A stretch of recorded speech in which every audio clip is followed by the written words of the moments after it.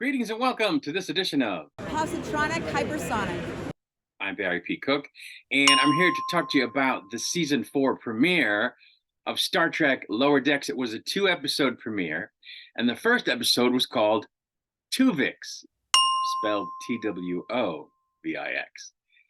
As the episode begins, we find the Cerritos in the Portello system, and we find BOIMLER on holodeck waste removal detail. During which Ransom tells him that if he doesn't mess anything up on this particular day, he'll be getting a promotion to lieutenant junior grade. When the Cerritos arrives at its ordered destination in orbit around a planet, and after speaking with a curator, they realize that they've been sent to do something involving the newly restored museum-designated USS Voyager, complete with mannequins standing in for Voyager's original crew members. Apparently, the Cerritos is escorting it to Earth, where it's going to be open to the public. And of course, it isn't long before there's a mishap when an errant leaf from a plant being taken off the ship winds up floating through the air and into the transporter room when the doctor and the chief engineer go to beam back to Cerritos, and they become one being called Tillips.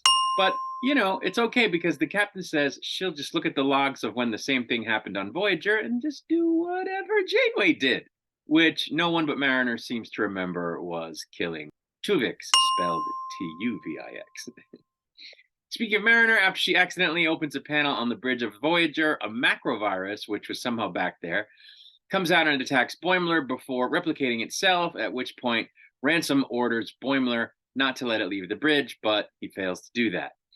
As the crew are chasing down the viruses, they accidentally activate and open the holodeck, and since the curator, for some reason, installed holographic emitters all through the ship, characters are able to leave the holodeck, and they happen to be memorable characters from different episodes of Voyager, including Bride of Chaotica.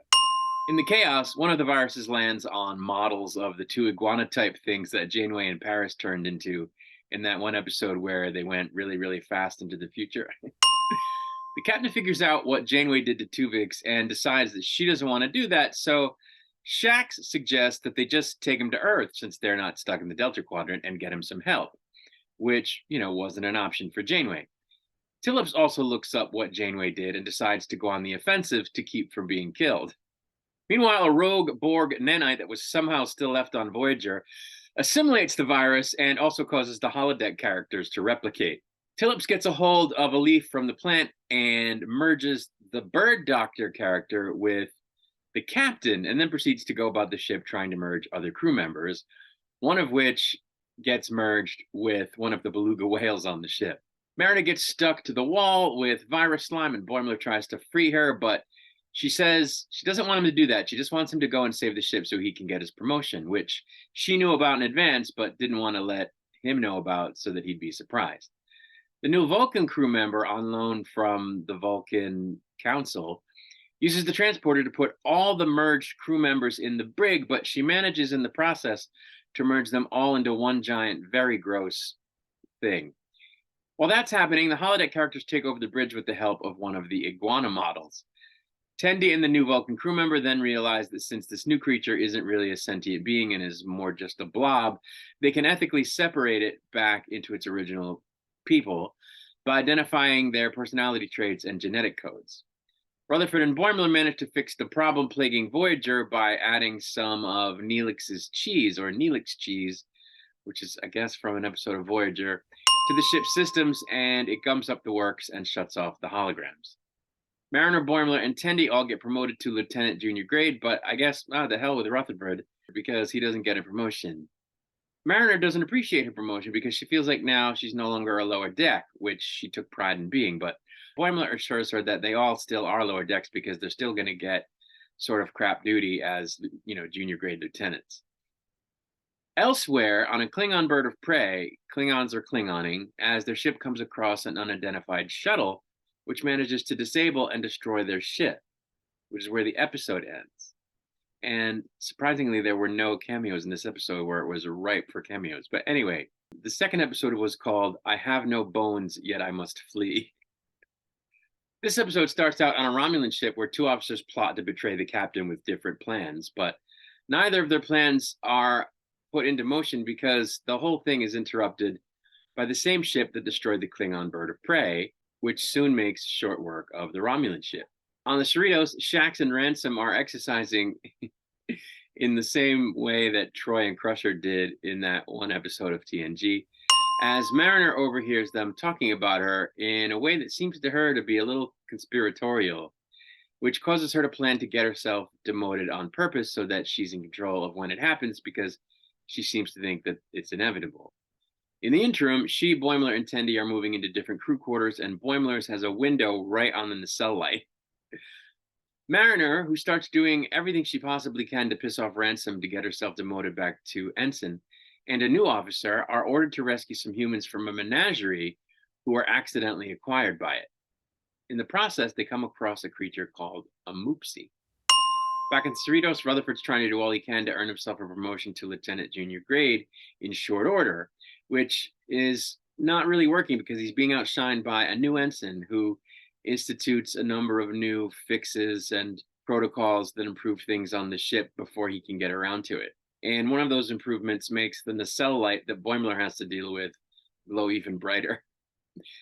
Somehow, to the alarm of the curator of the menagerie, because apparently it's very, very dangerous, the moopsie escapes and it can drink your bone. We then see that not only does Boimler have to deal with this light, but that his quarters are between two holodecks, and apparently the walls are very thin and he can hear and feel what's going on in each of them.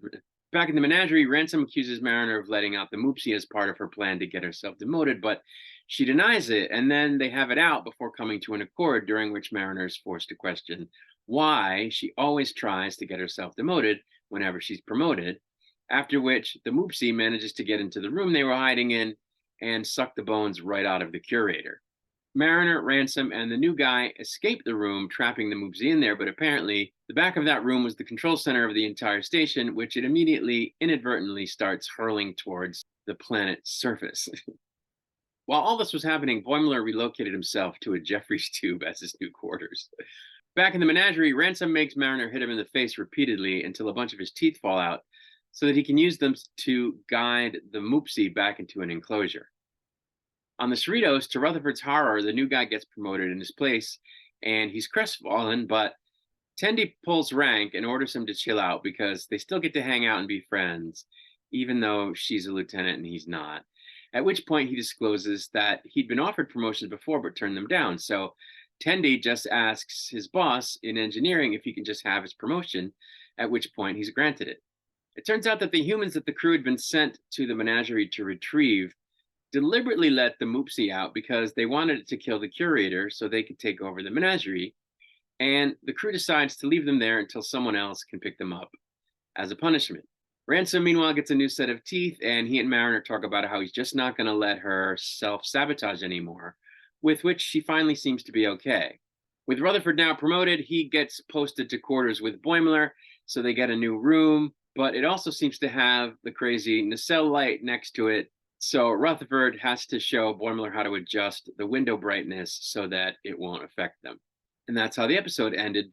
I enjoyed this first episode of the premiere. As usual, it was loaded with Easter eggs, and I only caught one or two of them, so I'm going to have to rely, as I normally do, on Mr. Sean Farrick over at Trek Culture when he does his ups and downs for this premiere to get them all, which I suggest you all do as well as soon as that video gets uploaded. But yeah, again, just a really good episode of the show, which, brought us Voyager and brought back characters like, Chaotica and the clown from that one other episode of Voyager.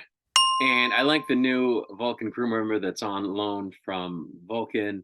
I think she's really funny. And, they managed to work in a little bit of heart into this episode, which they normally do, is usually surrounding friendship of Boimler and Mariner, but of course also Rutherford and Tendi.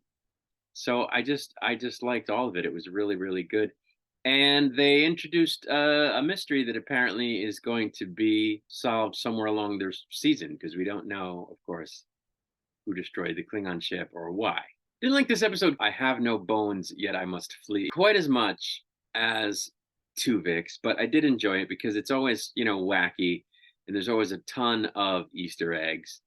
And I was glad to see that Rutherford got his promotion so that they're all four now lieutenants junior grade, which is good. But I don't understand why Rutherford didn't just ask for the promotion, even though it had been offered to him before. Why didn't he just ask for it? I'm finally ready to take that promotion if it's still on the table. Why he had to sort of have Tendy do it for him, I didn't think that made sense. But he did get it, and now that they're all lieutenants junior grade, I'm looking forward to seeing how things change, and especially how Mariner deals with the promotion, and how it changes her sort of way of being, which is always confrontational and defiant. Now that she wants to keep the promotion, and how it's going to affect all of them in terms of the fact that they can now order other people around, which will be interesting. And I'm also hoping we haven't seen the last of the Moopsie. Maybe we get to see another Moopsie at some point, because it's funny how it's this cute little thing, but they all run from it because it sucks your bones right out of you. But yeah, that's really it. I think season 4 is off to a good start, and I'm looking forward to the shenanigans that the crew of the Cerritos is going to get up to going forward. Today, as I'm taping this, premiere day for season 4 is September 7th. Tomorrow is Star Trek Day, and Paramount Plus is going to be streaming a whole bunch of stuff, so I'm going to be checking that out. And I'm sure I'll have some videos for you to cover stuff that happens in that programming, so look out for that. And like I said, check out sometime later today, if you're watching this on the 7th of September or in the next couple of days, the first video from Sean Farrick over at Trek Culture doing ups and downs from Star Trek Lower Decks season 4, because that's going to cover all the silly stuff that I missed, all the Easter eggs and stuff that I'm just not as sharp-eyed as he is to catch all of.